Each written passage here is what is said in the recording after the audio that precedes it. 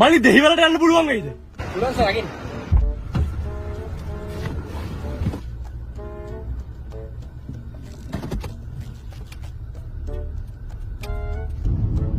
මොකද ඉතින් කරන්නේ?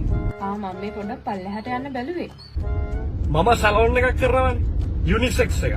කොල්ලෝ කෙල්ලෝ දෙකල්ලෝ මම ගාවට එනවා කොණ්ඩේ කපන්න. ඒක නෙවෙයි. ඔයා කැමති දුවෙට්ටද පුතෙට්ටද? මම නම් කැමති කොල්ලොන්ට. ආ? කොල්ලොන්ට කැමති? මට තේරුනේ නෑ. පුතෙක් හොඳයි. ඒ වුණාට ඉතින් පළවෙනි ළමයා දුරික් වෙනා නම් හොඳයි නේ. යාලා බොනික්කෝ අරන් සෙල්ලම් කරනවානේ. නෑ මම කියන්නේ ඉතින් කෙල්ලොන්ගෙත් එහෙම වරදක් නෑ. හැබැයි අර කොල්ලෝ තරම් ආතල් දෙන්නේ නෑනේ. ඔයා කොල්ලොන්ගෙන් ආතල් ගන්නවා? බලමුකෝනේ. ඒක නෙමෙයි ඔයාගේ ඩයබටික් පෙත්ත ගත්තද උදේ?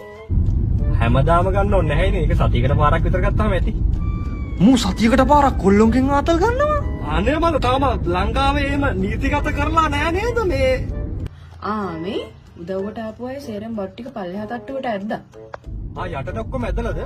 මොකක්ද අනේ ඇහුනේ නෑ. යටට ඇදලාද කියලා ඇහුවේ. යටට ඇදලාද? තෝ මොකටද බල්ලෝ මේ එන්න හදන්නේ? ඔබට අන්නක මම කවුද කියලා? මම යක බැඳපු මිනිස්සු මේ මාත් එක්ක ඔයාට එන්න බහරි නවත්තමන් බල්ලා වාහනේ. ඕ ඔයා ඉතින් ගෙදරක නෑනේ. මේ හැමදේම මම එපයි බලන්න. හරි හරි කලබල වෙන්න එපා ඉතින්. කලබල වෙන්න එපා. කස්ටමර්ස්යි සම්තිමයි යා. මේ ඒක නෙවෙයි. දැන් කොළඹ ගියහම ඇනෙක්ස් එකේ ඉන්න සල්ලි මදි වුණොත් මොකද කරන්නේ?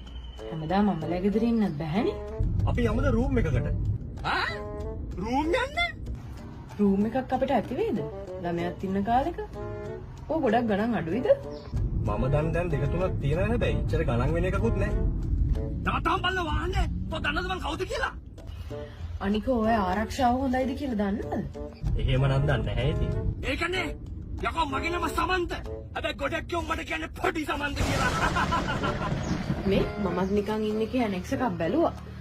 ඒක නම් ටිකක් ලොකුයි හැබැයි. ලොකුද? ලොකු සමන්ත නෙවෙයි යකෝ පොඩි සමන්ත. නවත්තන් ඕක. ඔව් ලොකුයි. හැබැයි ඉතින් ගානක් සැරයි. ඔයාගේ බීම නැවැත්තුව නම් ඊට වඩා ගානක් ඉතුරු කර ගන්නත් තිබ්බා. හරි හරි මම කිව්වනේ ඉතින් නවත්තන්නම් කියලා. නවමෙත. ඉතින් නවත්තන්. මගේ හොඳ හැබිය. මේ ඒක නෙමෙයි එන ගමන් විටමින් C පෙති ටිකක් ගේනවද? මට පොඩ හෙම්බිරිස් ආවා වගේ. මම පොඩ්ඩක් මෙතන ෆාමසි ගිහිල්ලා එන්න. පෙත්තක් ගන්න. ෆාමසි? Se acabó.